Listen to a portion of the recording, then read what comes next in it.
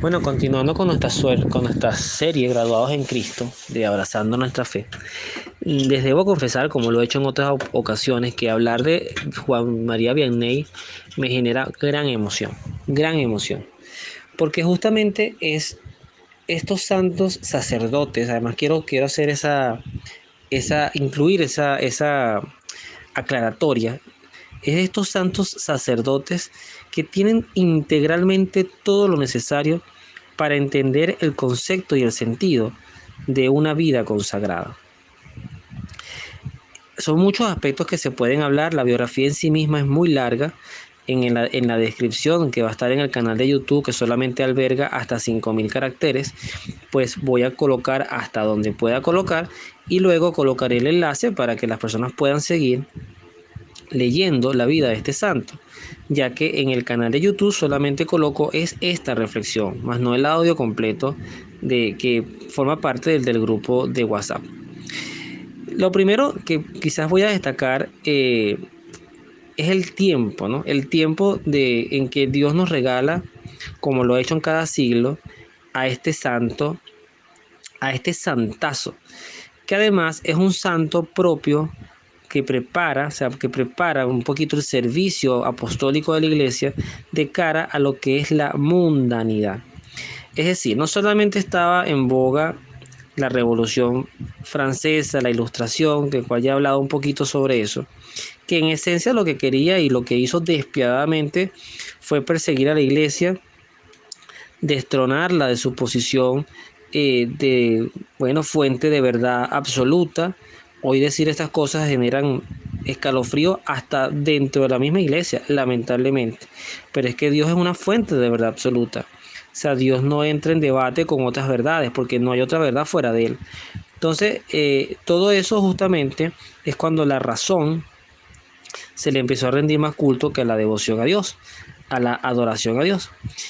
Sin embargo, vean ustedes que la santidad en muchos aspectos no es fortuita. Hay casos en los que sí, los padres no son santos, aunque por lo menos generalmente hay una de las dos personas, casi siempre la madre, que es la que lleva la fe al hogar, la que le dice a los hijos, la que compartía más tiempo con los hijos en estas épocas. Hoy por hoy de verdad no sabría yo definir un poquito esto, ¿no?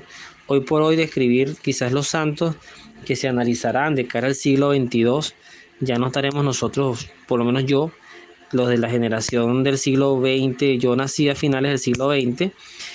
Ya esas generaciones para el siglo XXII pues seremos historia, estaremos en otro plano, en el plano de la eternidad con Dios. Esperemos que así sea, eso es un anhelo que tenemos que tener todos.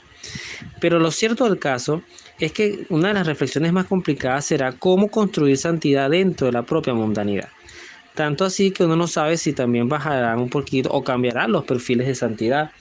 Hoy por hoy, como Carlos Acusi, tenemos santos jóvenes pero que están vinculados a las redes sociales. Entonces quizás un poco ese sea el perfil del predicador, pero el predicador no siempre es santo.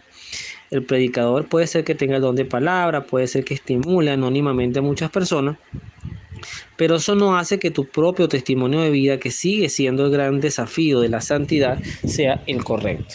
Entonces es importante que las familias, papá, mamá, entendamos la gran importancia de transmitir la fe a nuestros hijos, siempre unidos a la fuente de la fe, que es la iglesia, que es el catecismo, que es la vida sacramental, que hoy por hoy pareciera ser muy opcional, sobre todo lo que tiene que ver con la vida matrimonial, la vida en pareja. No son pocas las personas que dentro del plano de la vida cristiana, inclusive que pueden llegar a servir en iglesia y colaborar, y su colaboración es muy valiosa, pero que se han negado una posibilidad tan importante que es la vida en gracia del sacramento, que es una vocación. Y esa misma indecisión es lo que puede estar ocurriendo también dentro de muchos consagrados, que no dan este paso, aunque se ordenan y aunque practican y en apariencia, en estructura, pues son hombres o mujeres de Dios, en esencia tienen todavía mucho vínculo con la mundanidad. Y por eso vuelvo al punto inicial de María Vianney. Cuando uno va leyendo su biografía, una de las primeras cosas que va viendo es que es un hombre totalmente entregado al servicio. entregado al servicio y entregado a vivir una vida total para Dios.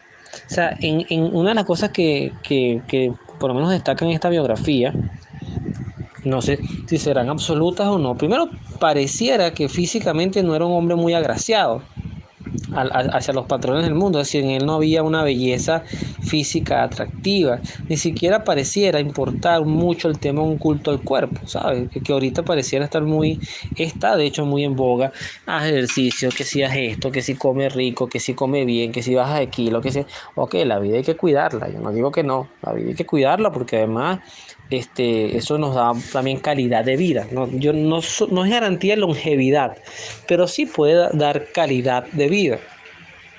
Pero María Vianney, sus intereses estaban en otra cosa distinta. Primero, el deseo de ser sacerdote, de hacer una vida consagrada. Pero además, hay algo en lo que yo hago mucha empatía con él, ¿no? Ese tema del aprendizaje, del retener. Hay cosas en las que podemos ser muy buenos, por lo menos Dios nos puede dar un don de palabra, un don de servicio, pero yo por lo menos hago empatía con él en esto de la memorización. Yo puedo saber textos bíblicos, pero eso de memorizarme nombres, personas, quién lo dijo, eso me cuesta muchísimo. Tampoco es que soy un asiduo estudioso, ¿no? Quizás en otra época me hubiese sido más fácil, ya cuando uno, pues como todo en el cuerpo, va a entrar en una etapa lenta, progresiva, pero degenerativa. Obviamente hay cosas que se nos van a hacer más difíciles.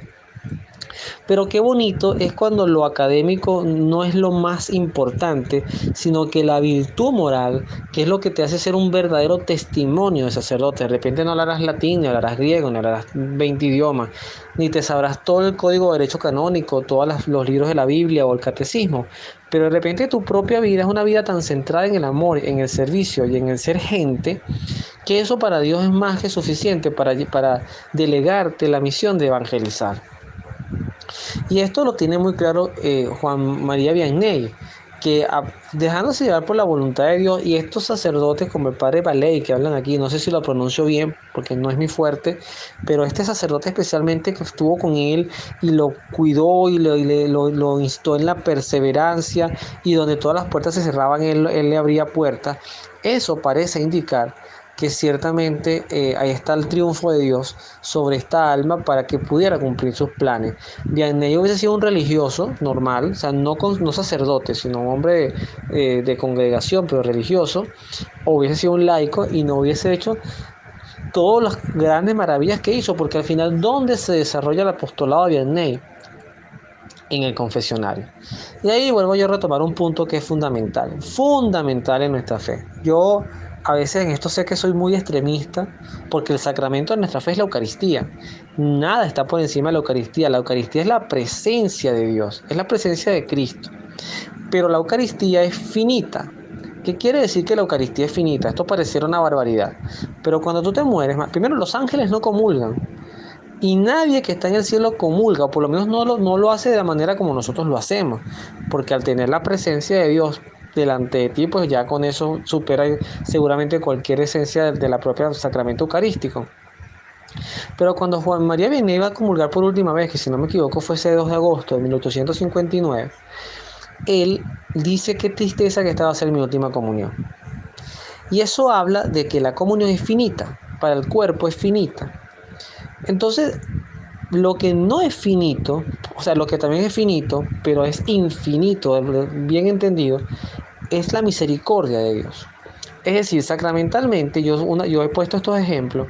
Si un sacerdote en una parroquia oficia 6 misas, y él está solito, o bueno, pues supongamos que la comunidad tiene para hacer 6 misas, o 8 misas, o 3 misas, pero eso le resta tiempo a poder disponer con mayor disposición a confesar. Hay que sacrificar misas. Eso parece una locura. Esto que estoy diciendo puede ser hasta una barbaridad, y si es así pido disculpas, pero es que no veo otra forma de explicar el ejemplo que quiero dar. Al cristiano hay que fomentarle cultura de confesión, y eso viene desde el propio púlpito, desde la propia homilía. Fíjense lo severo que era Juan María Vianney, que además es el patrono de los párrocos. ¿Okay? Tengo entendido, si no me equivoco, que Juan María Vianney es el patrono de los párrocos. Y también, si no me equivoco, fue Benedicto XVI quien lo proclamó así. Capaz estoy errado, pero sé que él es patrono de los párrocos. Y él, fíjense las cosas que él criticaba.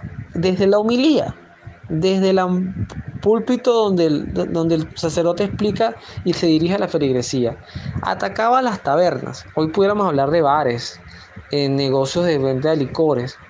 Criticaba el baile. Imagínense ustedes si Juan María Vianney hubiese conocido los bailes de hoy. No voy a poner ningún género para no ser extremista, pero sencillamente voy a hablar de los bailes de hoy, o lo que hoy se introduce en los colegios.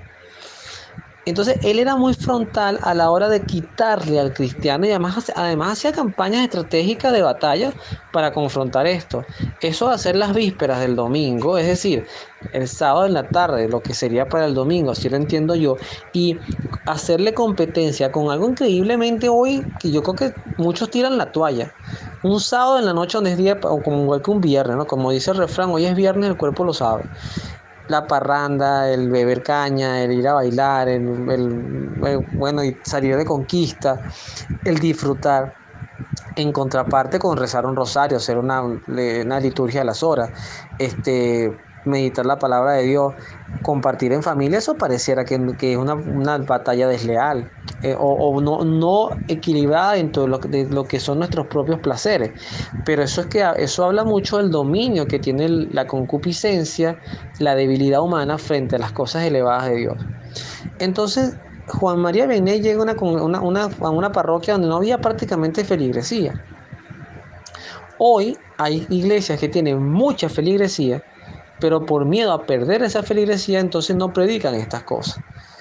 Como hay otros que no les importa el target, ni el marketing, van con lo frontal.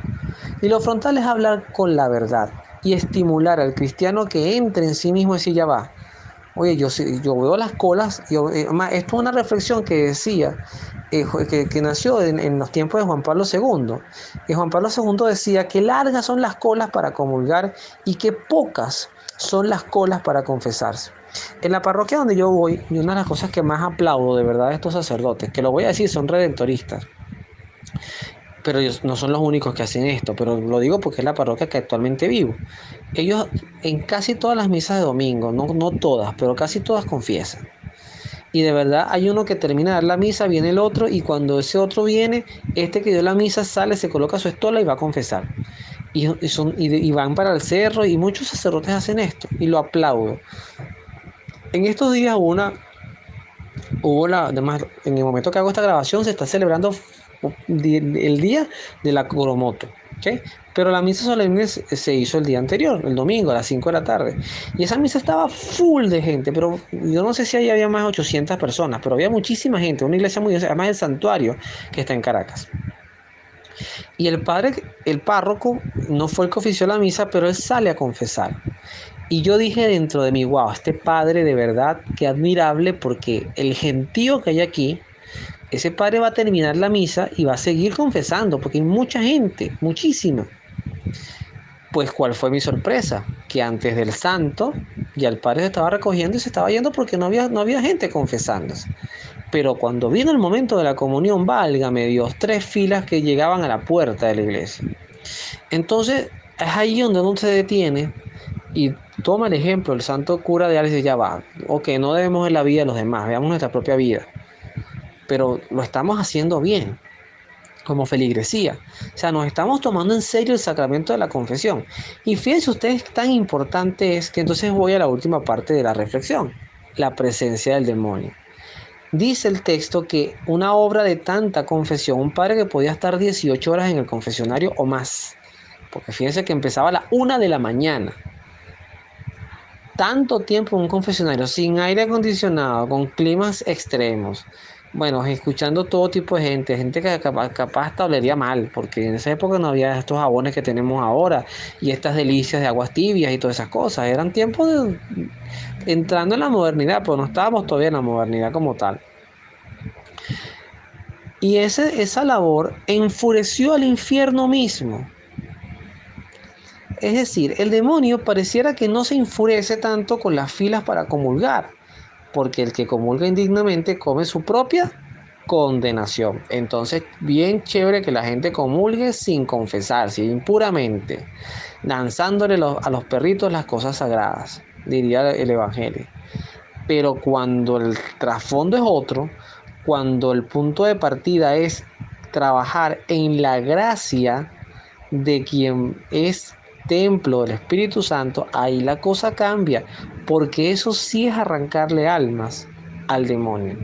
Entonces, donde el demonio se enfurece, es ahí donde tenemos que estar. Donde el demonio no se enfurece, entonces que estamos con él, es que estamos remando en aguas calmadas de azufre, porque no estamos viviendo la fe como realmente. Entonces, el santo cura de Ars en cierta forma nos mueve. A mí particularmente me interpela, y no soy sacerdote, y amo a los sacerdotes, y de verdad yo sé que a veces predico un poquito fuerte contra la vida consagrada, pero es que lo que pasa es que me preocupa, por amor lo digo, y no porque yo esté en un nivel superior a ellos, al contrario, ellos están en un nivel superior, muy superior al mío, por formación, por entrega, por renuncia, por todo lo que son para la iglesia. Pero me preocupa que la vida consagrada entre en ese relativismo donde al final todo es chévere, donde al final nada es malo, donde al final todos somos buenos, donde al final no hace falta confesarse tanto. Como yo recuerdo una vez, me voy a omitir el nombre porque además ese sacerdote ya falleció hace muchísimos años en mis tiempos de confirmación, como el padre desde el altar nos confesó a todos. Eso está totalmente prohibido por el Código de Derecho Canónico. La confesión no puede ser colectiva. Inclusive la recomendación es que se haga en la iglesia, dentro de un oratorio, dentro de un confesionario.